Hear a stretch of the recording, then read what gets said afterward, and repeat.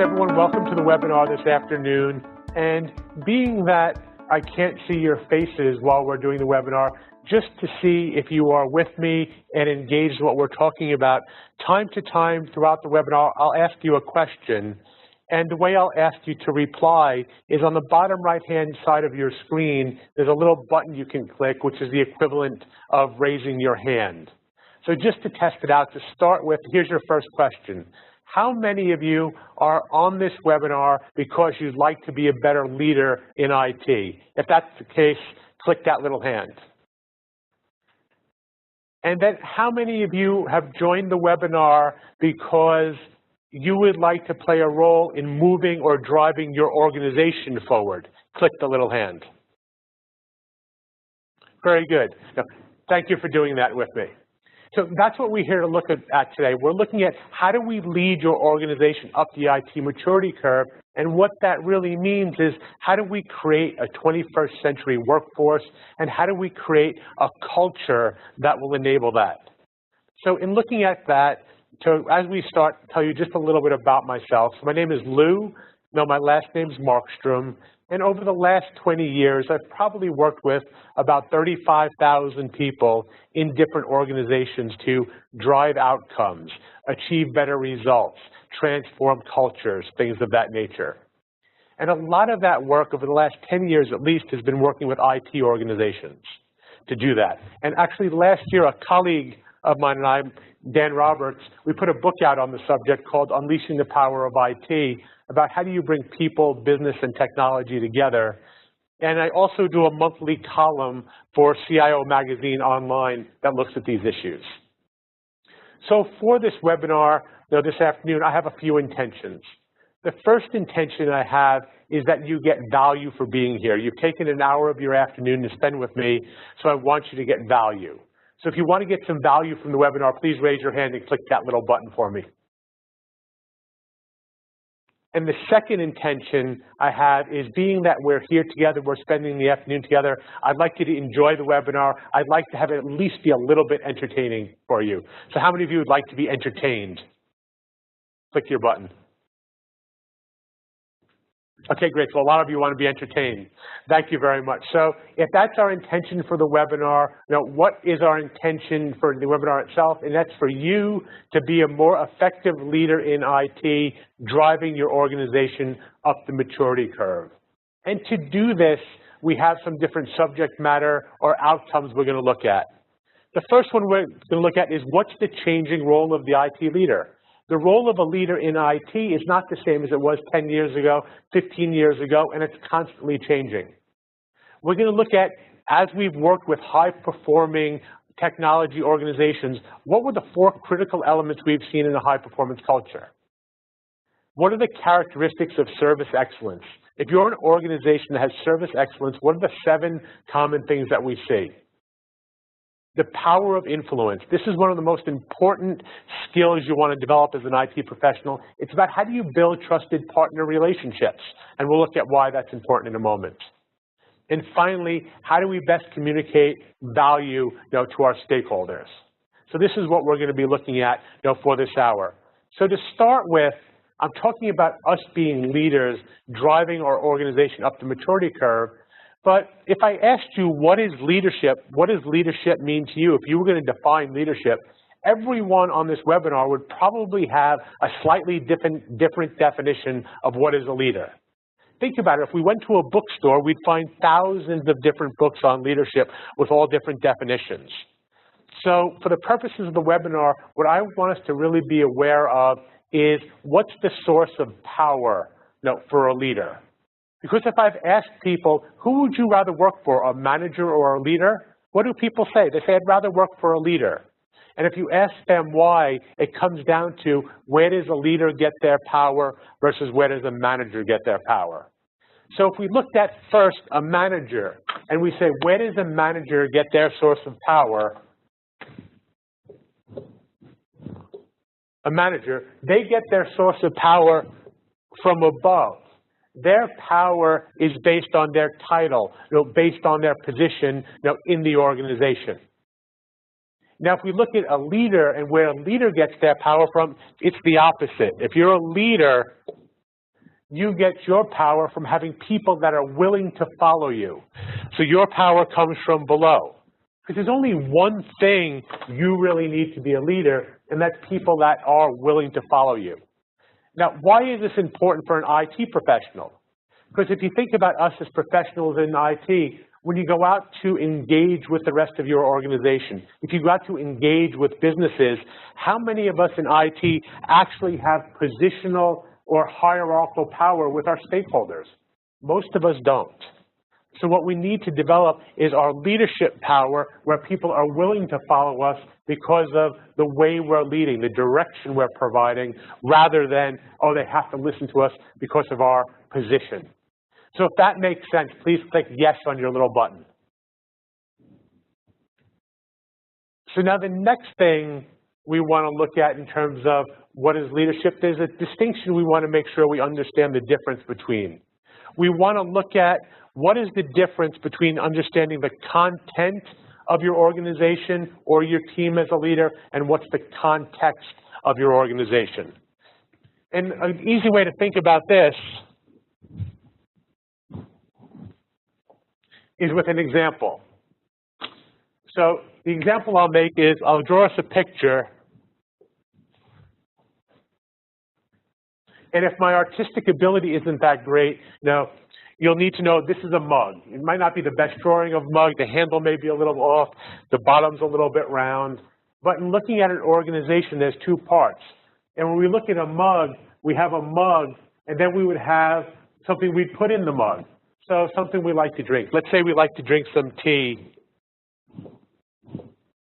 and we have some tea in the mug. Now, if we look at the relationship between content and context, it's like the relationship between the tea and the mug. The mug itself is the context,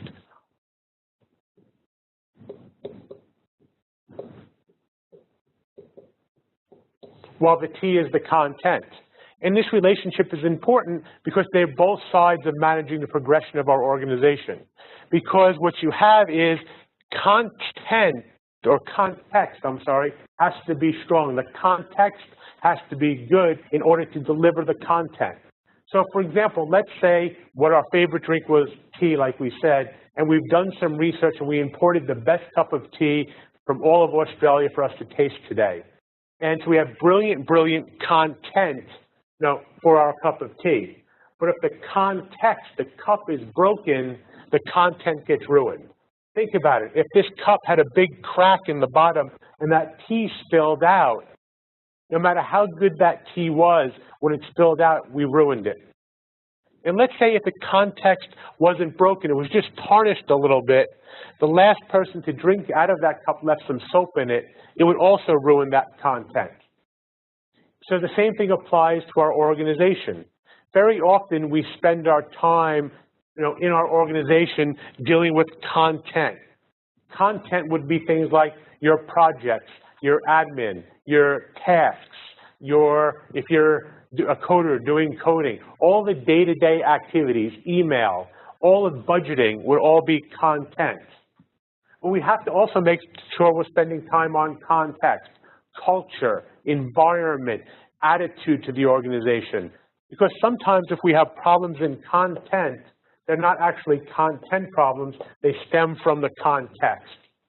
So what we're going to be looking at throughout the webinar are how do we impact both the content of our organization, the content we're addressing as a leader, as well as what's shaping the context of our organization. So when we start to do this,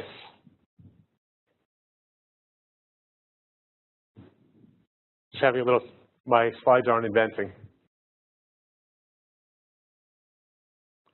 So one of the things we want to do when we're looking at this as a leader is we really want to understand our environment that we're operating in.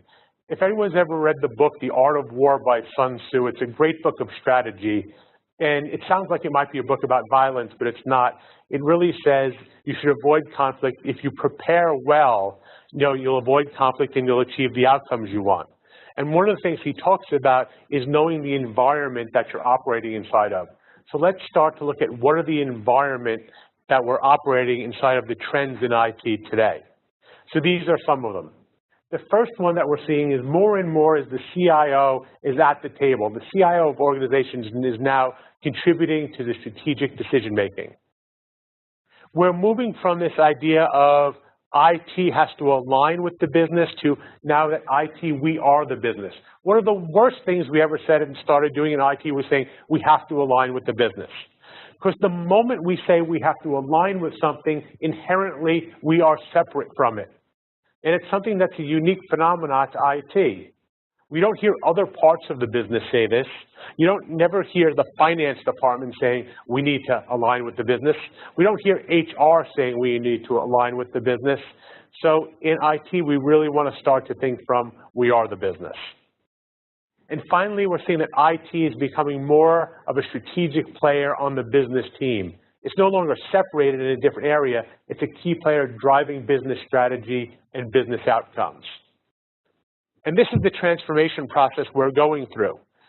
As IT, we're moving from being reactive to proactive in developing needs. We're moving from being order takers to more strategic partners. We're moving from silos. In the past, IT has not only had silos from between IT and the rest of the organization, but we've also had silos in IT.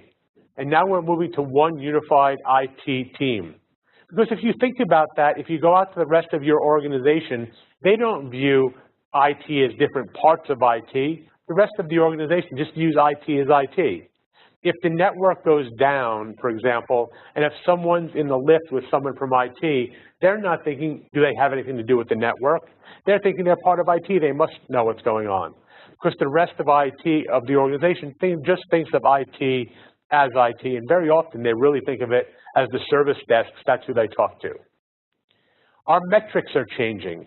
In the past, our IT metrics were based on things like what percentage of the time is the network running? What percent efficiency do we have? Our metrics are now changing to business results. Things like return on investment. When are we getting our money back? So real business metrics are being applied. And finally, the skills that we need are changing. In the past, IT was about technical skills, and now we're moving to what we'd call core skills or more partnering skills, the human side of the IT equation. And with all of this going on, we are facing some headwinds. We have higher and higher of levels of expectations on us. So if you're being asked to do more today as an IT professional than you have in the past, click that little button and say, yep, I'm being asked to do more. And if you're being asked to do more with less money and less resources, really click that little button. So if we start to look at this, we're really managing IT and the speed is increasing. There's more complexity. There's more change going on in the environment. And one of the biggest differences, or one of the biggest challenges we're seeing, is there's a growing skill gap. And Accenture recently did a study about IT professionals, and this is what they found. They found out that 55% of IT professionals today do not have the skills that they need to succeed in their roles. And then taking that a step further, what we found was that 20% of them, only 20% of them are actually getting the training that they need. So if we have 55% of the people not having the skills and 20% of them only getting training, we're going to see that that skill gap is just going to get wider and wider. So even with all of this going on, now we started to look into the future. And when we started writing the book, Unleashing the Power of IT, we thought about what did we want the opening line of the book to be? What would encompass it? Now there's a great book written a few years ago called Good to Great. If you've ever read the book, the opening line of the book tells you the whole thing of what it's going to be about. It says the biggest thing that stops us from being great is being satisfied with being good. It sets the tone for the whole thing. So when we wanted to set the tone for our book, our opening line was, there's never been a better time to be an IT professional. Now, some people might say, you're crazy with all this stuff going on, more accountability, being asked to do more for less. Is this really the best time to be an IT professional? And the answer is yes, because there's never been more opportunity. There's never been more chance to make a difference. There's never been more chance to make an impact, but that's only if you're willing to play the game inside the new set of rules, inside the new set of skills. So when we look at these skills, we call them the core competencies you need to be successful. And the way we found out what these competencies were is we went out and asked the CIOs. When we wrote the book, we asked hundreds of CIOs, what are the skills that you need to see in your people for them to succeed today? And they came back and said, there are 12 skills that we're looking for. And these are the 12 skills.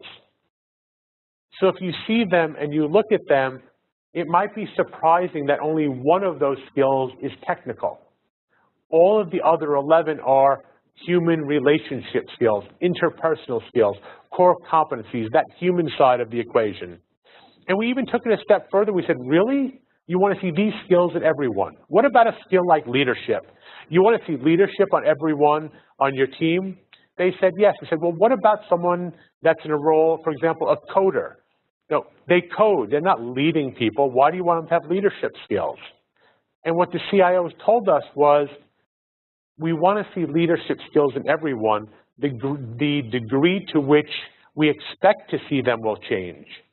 Our deputy CIO should have a high level of leadership skills because they're leading and guiding people throughout, every day of their job. But someone that was a coder, he still had to interact with teammates. He still had to interact with other parts of the business. And in doing that, we wanted them to have the ability to influence, lead, direct, even if they're in a role that you wouldn't normally think of as a leadership role. And then we said, that's a lot of skills. These 12 skills are a lot of skills to bring into an organization. Now, what if there was a way or a roadmap that we could follow that gave us some direction on which one of these skills should we develop first? Or is there an order that we should do these? And we started to look at this, and we related it to the concept of the IT maturity curve. Now, when we're looking at an IT maturity curve, this provides us the roadmap in how to develop our organization. So to go through, many of you have probably seen a maturity curve before, but a quick summary. At the first tier, at the first stage, your IT organization is viewed as an IT supplier. This is where the rest of the organization comes to you and places their order. They say, we would like this, and this is how we want it. Please deliver it to us this way. It's like we're the McDonald's. We would like a burger, and we want fries, and we want it now. The second tier becomes we're a solution provider. This is where the organization comes to us because they're having an issue. There's something they're trying to solve. They've been working on it for a little while, and they now say, we want your help. We want your input. Can you help us solve this? Then we move to stage 3, which is now we're a strategic partner. And as a strategic partner, the organization is sitting down with us, working with us jointly. We're coming up with joint plans, joint strategies on how we're going to achieve the direction we want to achieve. And traditionally, these were the 3 tiers or the 3 stages of a maturity curve. But last year, we commissioned a university in the US called Babson College. They're actually the #1 college for entrepreneurship on a global basis. And we asked them to look at really high-performing IT organizations and what set those high-performing organizations apart from others. When they came back to us, they said, these organizations have added another level to the maturity curve. And they called this level the innovative anticipator. And what this means is that these organizations not only understood the technology side so well, but they also understood the business side, the business goals, the business strategy, so they could be driving outcomes with technology that were business outcomes that even the business didn't see yet. And a simple metric, if you want to look at where is your organization sitting on this maturity curve, here's a simple way to tell. If there's a new initiative in the organization and they bring you in at meeting 3, 4, or 5, you're a solution provider. If you're at the first meeting coming up with joint strategy and joint plans, you're a strategic partner. If you've called the meeting, If you've written the agenda, if you are driving the meeting, you're likely to be an innovative anticipator. But the opposite, if you're saying, what meeting? I didn't know there was a meeting. I wasn't even invited. That's an indication that you're an IT supplier. So as you look at this for yourself, you'll probably see in your organization, you have different people that sit at all of these levels. But as a whole, where does your organization sit? And then how do we start to progress it? So that's what we did next. We took our 30 years of experience in working with IT organizations and said, how do we help organizations progress up this curve, and how do people develop their skills to do this? So in stage one, there were 3 critical skills that were necessary. You had to be good at your IT projects, good at managing and delivering them reliably on a day-to-day basis. You had to understand and truly understand business requirements. And then finally, you needed to have a culture of service excellence. And by a culture of service excellence, I mean standard expectations, standard delivery, where when someone from the organization comes to IT, they can get a same consistent level of service across the board. Not that Bob is good at service and Sally's good at service, and that when people call in, they only want to talk to certain people because they're better.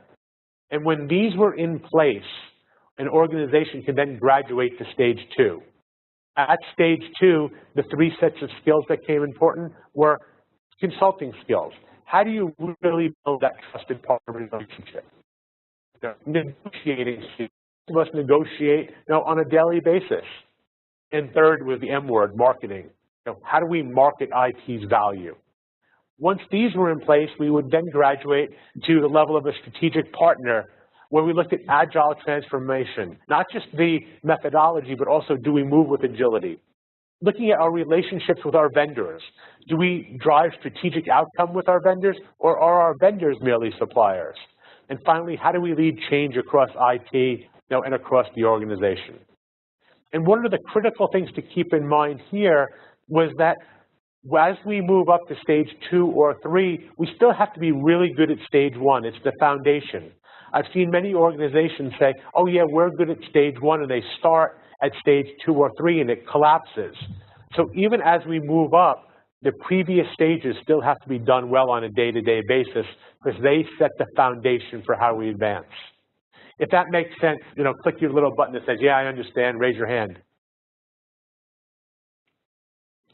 So now when we start to look at the elements of a high-performance culture, when we look at this context for our organization, there were 4 elements we found that organizations really worked with to achieve that in their culture.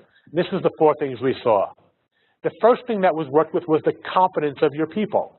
Did you give them the skills, knowledge, and ability to do their tasks and do them well?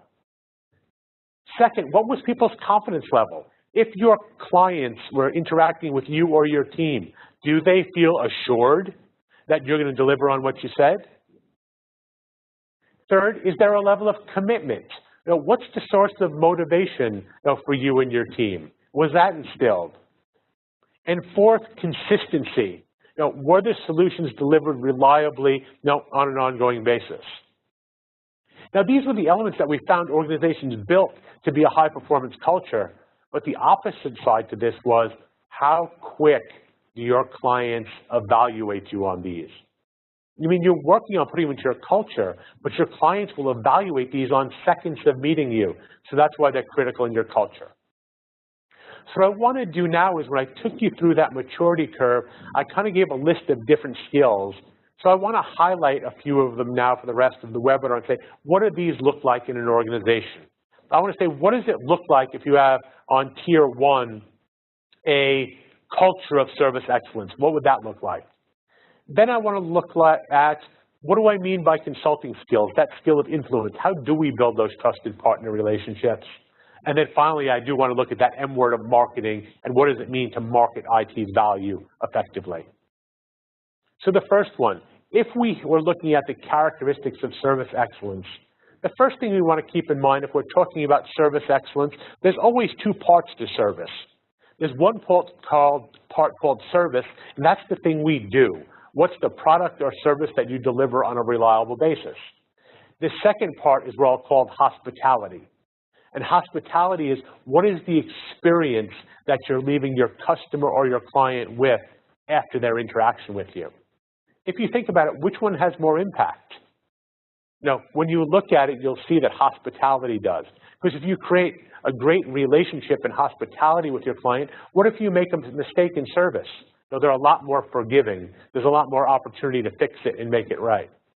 So while we focus on this idea of hospitality, if your organization is delivering excellent service, these are the qualities or these are the characteristics we'd see.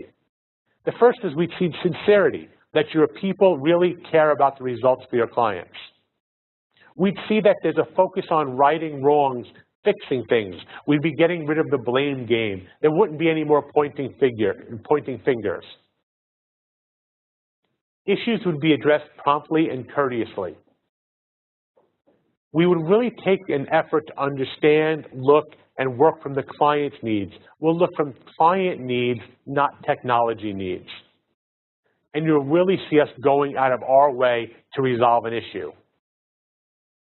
Also, we make things easy to work with. We don't throw up roadblocks, make things difficult. No, we do stuff so it makes it easy for our stakeholders, it makes it easy for our clients, it makes it easy for our customers.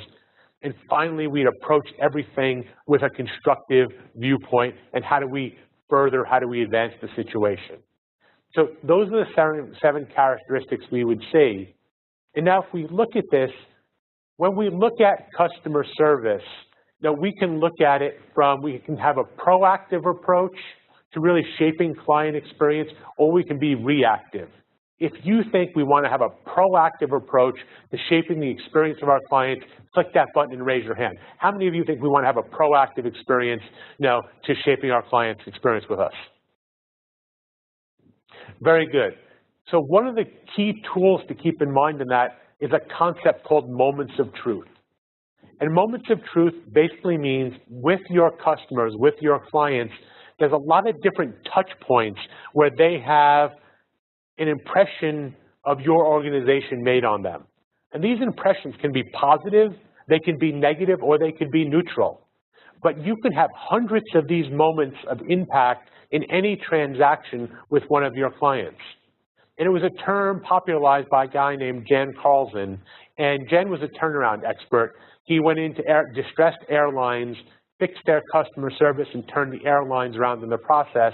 And then this concept of moments of truth was brought out to other industries. Now, and this was his definition. He said a moment of truth was any episode in which the client comes in contact with any aspect of your organization. It could be a phone call, a billboard, a website, an on-hold message, how quick your website loads. Any one of these touch points creates an impression on your client. Then this impression becomes the basis for setting and fulfilling client expectations, which ultimately leads to client satisfaction. Because if you think about this, your organization has a lot of moments of truth. So we're IT organizations. Let's take a very simple thing that most IT organizations or people in IT support for other people, something as simple as doing password resets. It's a real simple process to reset someone's password, but if you're a client calling IT to have your password reset, there's a lot of moments of truth. First one would be the moment when you try and log on to your account and it doesn't work. That's a moment of truth. What's your next one? The next one would be something like, oh, I have to call IT. How easy is it for me to find the number? Ease of access. Is it easy to get in contact, or is it difficult to find out how to reach you? Take it to the next step. Now they have to call you. Now so they dial the phone and the phone rings. If IT answers on 1 ring versus 12 rings, it's a different moment of truth. Now, once the phone is answered, if it's a live person, it's a different moment of truth than a recording. If you're on a recording that says, your call is important to us, please hold on, that's a different moment of truth. If you're on that hold for 20 minutes and you're still hearing the same message, your call is important to us, please hold on. You start to think, is the call really that important to you?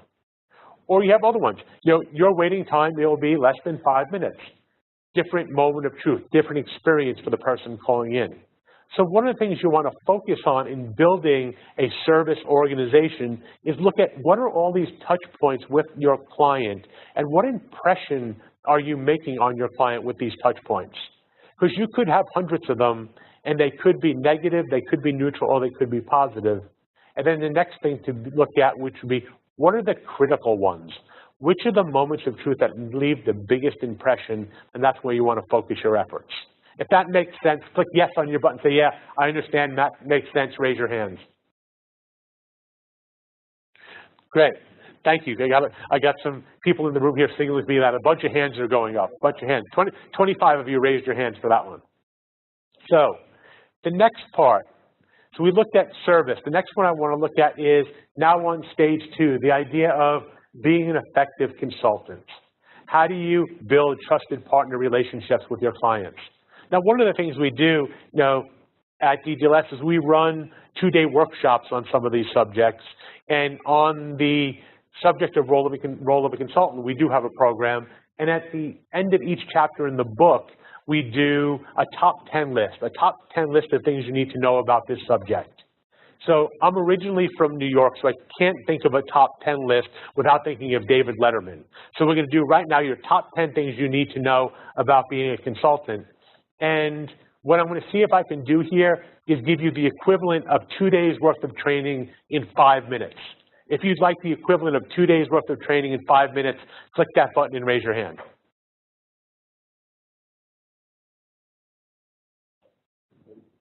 $30 of you. Okay, so now if you didn't raise your hand, you're not allowed to listen. So here are the top 10 things you have to keep in mind. Number 10, stop making assumptions. Paraphrase, make sure you check your communications, check your understanding. You have to own communications. If you make assumptions about things, it can get you into trouble. So don't just take things at face value. Don't assume just because somebody said something, you know what it means. Go back, check in. Now, example from this in my life, you can tell, I lead training courses. My significant other, she also leads training courses. Hers are different. She teaches yoga teachers how to teach yoga to children. So maybe this was a time, maybe sometime last year, I'm based in Sydney. I was flying up to Brisbane to lead a training course. And my partner, she was flying off to Perth to lead one of her training courses. And it was Sunday afternoon, and she said to me, I really wish you were coming to Perth with me. Now, when she said this, I made an assumption. I thought, wow, she seems annoyed that I'm not going to Perth with her. I wonder why she's annoyed. No big deal, let it go. Next day, she says the same thing. I really wish you were coming to Perth with me. Now I made another assumption. I said, wow, so she really seems annoyed that I'm not going to Perth. Doesn't she understand that I have a course to lead, like she has a course to lead? Okay. Then I made another assumption. I said, you know what? She must think her course is more important than my course. No, next day goes on, she says the same thing. I really wish you were coming to Perth with me. Now I'm like, God, she must really think her course is more important. I don't know why she's so angry about this. Then I realized, wait a minute, I'm making an assumption here. And when you realize you're making assumptions, you better check out what you're saying. So I went to her and I said, every time you say to me, you wish I was coming to Perth with you, I think you're really upset that I'm not coming to Perth. Then she turned and looked at me like I was an idiot. Because I probably was. And she said, no, not at all. All I meant was it would really be nice if you were able to come to Perth with me, because it would be nice if while I was in Perth, you were there too. But watch how it progresses. So I made that assumption. Now, based on my assumption, now she said something back to me. And she said, every time I said to you, I wish you were coming to Perth with me, you didn't say, I want to come to Perth with you. So I was starting to think you didn't want to come to Perth with me. So now if we fast forward, is this resonating true? Anyone else had these experiences in your life? Click yes on that little button. So now fast forward it to that weekend. Let's say I was in Brisbane and she was in Perth. What was that phone conversation going to be like? It wasn't going to be the most romantic or relationship building conversation. It was based on me thinking she was angry because I wasn't in Perth and her thinking I didn't want to go to Perth. And it was all because we made up assumptions. So don't make up assumptions. Number 9, if you call a meeting, make it a good one. We've all had this experience. Click that little button if you've ever been to a meeting and left the meeting and said, that's an hour of my life I'm never getting back. One of the biggest killers of morale in organizations is bad meetings. Number 8, if you're not bringing enthusiasm to work, you're probably draining it from others. I hear this so often in organizations. Oh, let me tell you about my team. Let me tell you about how these people are. Nobody has any energy. Well, the one thing in common between all the people you work with is you.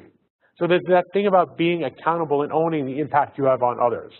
When I was first trained to deliver courses or workshops, one of my mentors said to me, if you're ever delivering a class or a workshop, and you look at the faces of all the people in your room, and they look bored, do you know what that means?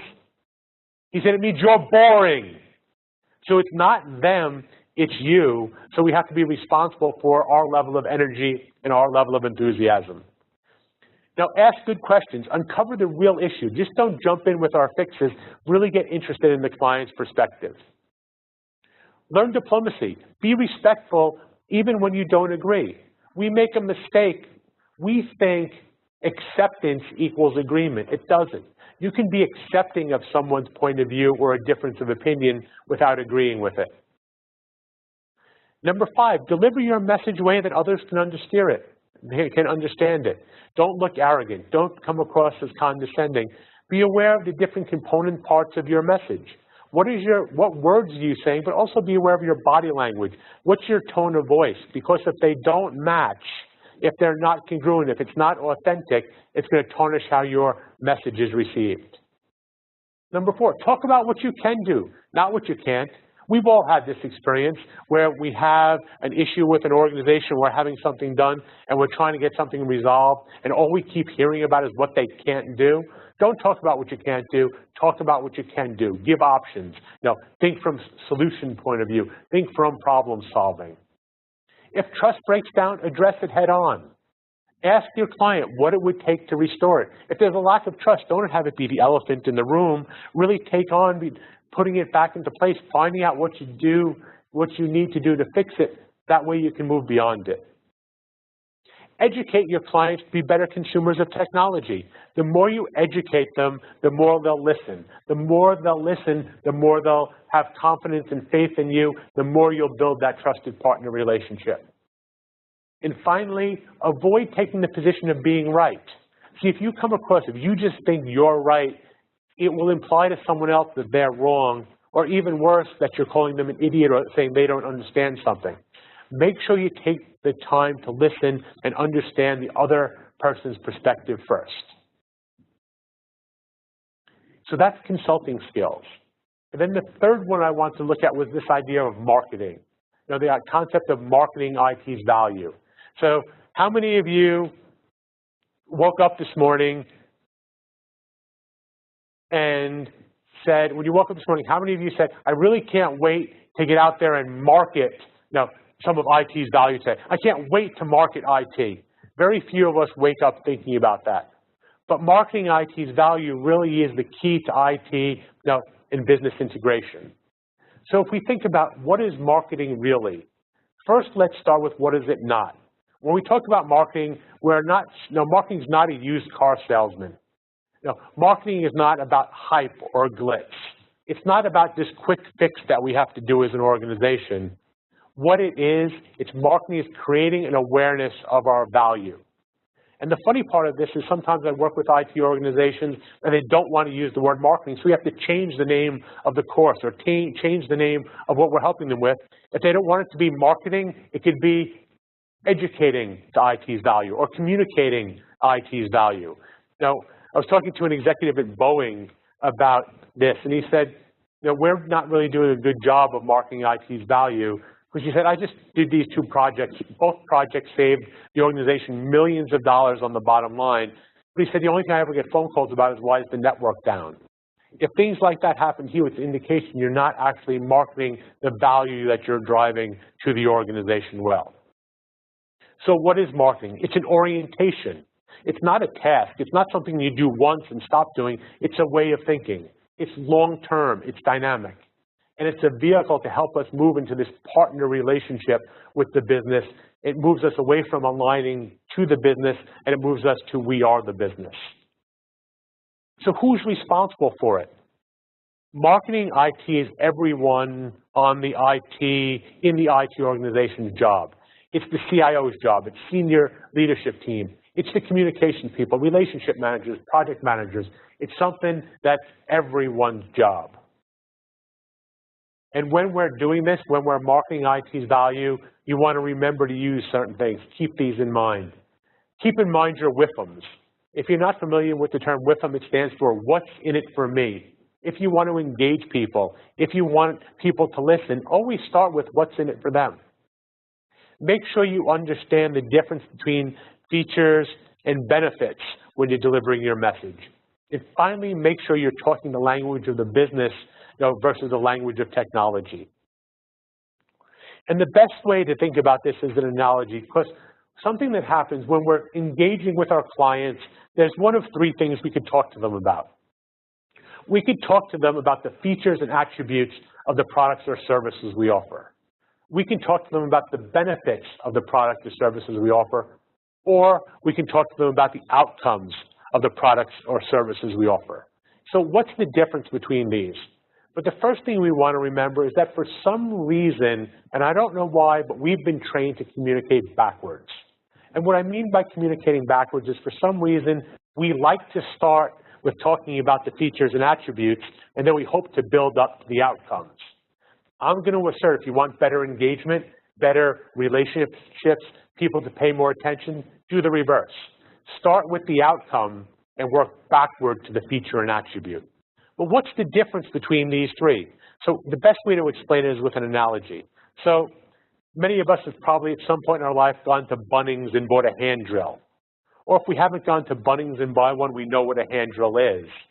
So a drill itself is the feature and attribute. What's the drill made of? Is it made of metal? Is it made of plastic? What speeds does it run at? Will it go through metal? Will it go through wood? Will it go through concrete? Those are all features and attributes of a drill.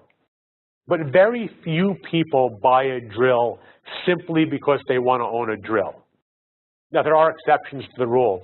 If you ever remember the TV show Tool Time, Tim, the toolman Taylor, he was the exception to the rule. He's the guy that would just buy a drill just because he wanted to own a drill. But most people don't buy a drill just because they want to own a drill. They want the benefit of a drill. So what does the drill make? No, a drill makes holes. And for a long time in sales, in marketing, people would say, people don't buy a drill because they want a drill. They buy a drill because they want a hole.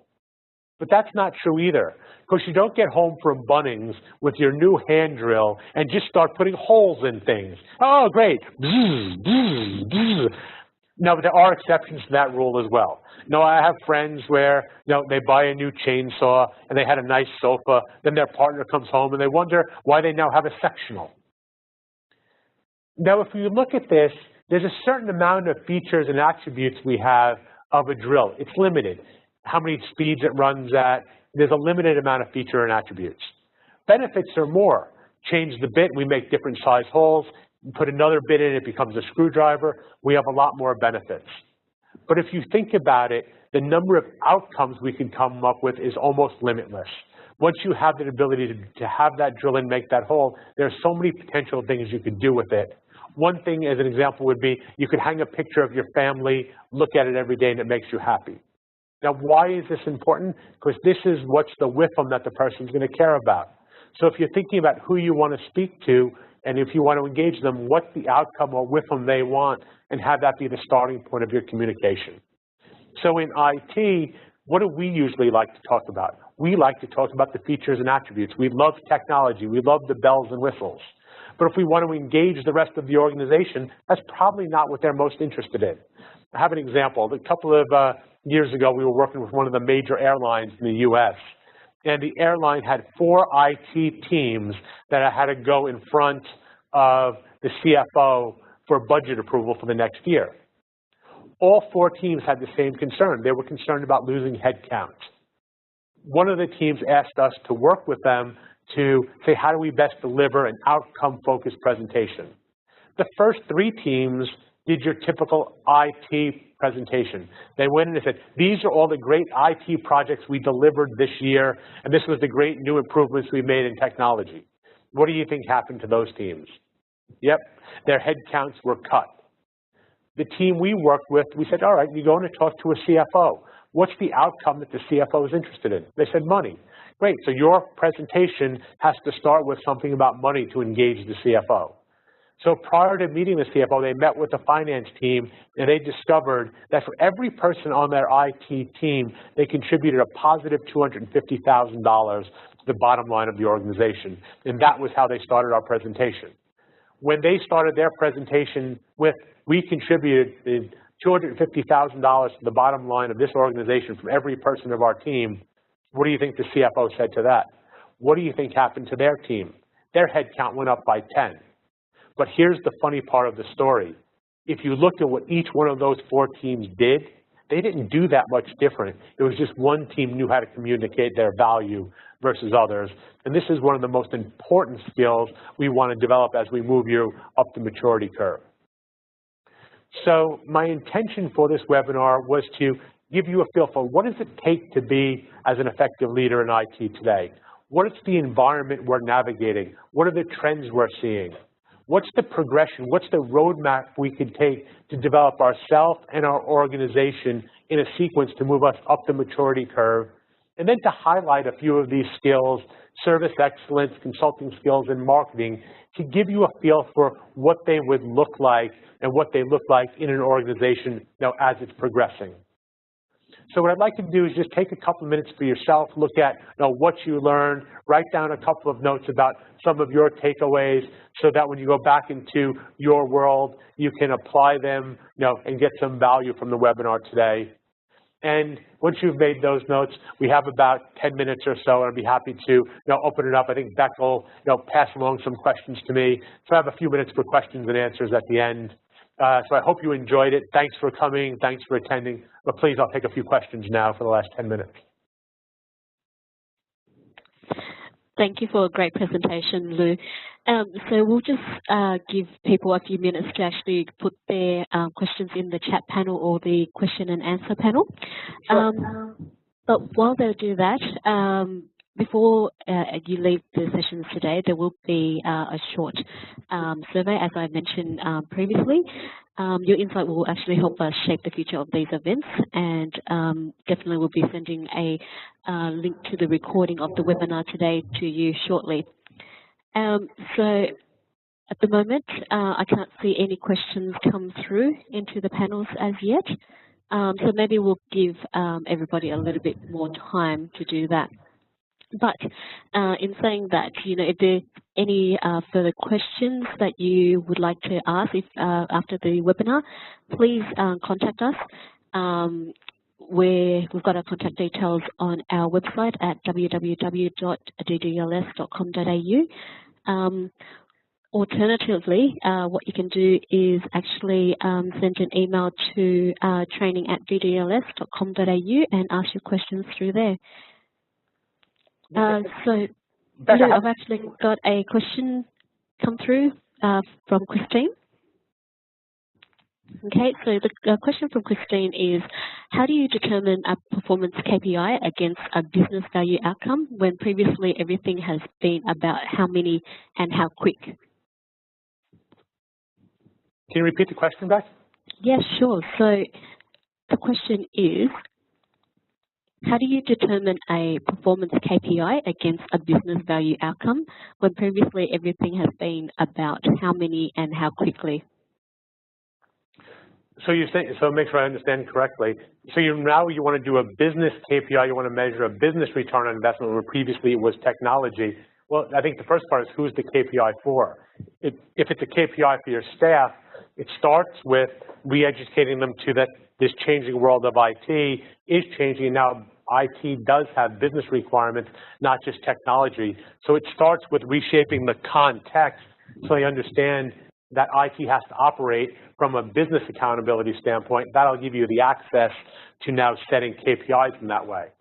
If it's a KPI not for staff, for example, say it's a KPI for a vendor, similar type of thing, moving them from a supplier relationship to one more of a collaborator or a partnering relationship. So it's about resetting the context of them understanding what they're being measured on and why it's changing.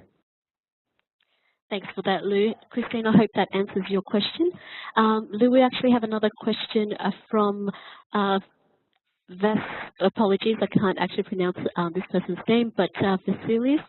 What percentage of IT companies, based on your research, are operating in each of the stages of the IT? Well, I don't know if I have a percentage for each stage, but I can tell you, I don't judge them. I ask the CIOs that I sit down with, and for them to tell me what stage do you see your organization at, and I would say about 80% say they're sitting between stage 1 and stage 2, maybe 10% stage 2 to 3, and very rarely you have someone stage 3 to 4. The majority are sitting between stage 1 and stage 2. And I've had the opposite. I've had a couple of people say we haven't hit the curve yet. No, we're below stage 1, still trying to get there. Great, thank you for that, Lou. Another question from Claire. So based on her experience working with IT teams, their preference is generally not around influence and communication. How can an organization transform that quickly?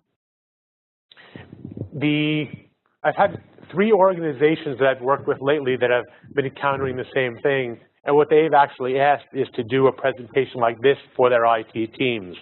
Oh, in the last 3 days, I've been with 3 different teams, spoke to hundreds of people on teams, because what they need to understand is that the world that they're operating in is changing. Very often when we chose to be in IT, it was because we didn't want to be involved in the human side. We didn't want to be involved in the human side of the IT equation. We didn't want to be involved in the personal skills. But it's really, again, my analogy of context. It's going back and educating them, too, that the world of IT has changed. And as much as they'd like to live in that old world, it's not the way it's going to be anymore. So again, it's about saying, and the quickest way to do it is for them to realize the opportunities are greater, there's more term for advancement, their future is in these new skills, and that old way of thinking is not the way the future is going. Great, thank you for that, Lou. Claire, I hope that answers your question as well. One last question, and that is from Jessie. So her question is, are the broad categories that you have used to quantify financial benefits of implementing a project, for example, labour savings? One more time on the question. Broad financial categories. So you're saying if I was doing I'll rephrase it. If I was doing a presentation to someone that was interested in financial return on investment, what types of categories would I use? That's correct, Lou. So obviously your first ones are your traditional financial ones, return on investment, cash flow savings, payback period, which is how quickly do you have your money back. But then also to look at things like turnover, rate of change with employees, employee retention, all the different things that cost an organization money could be possibilities.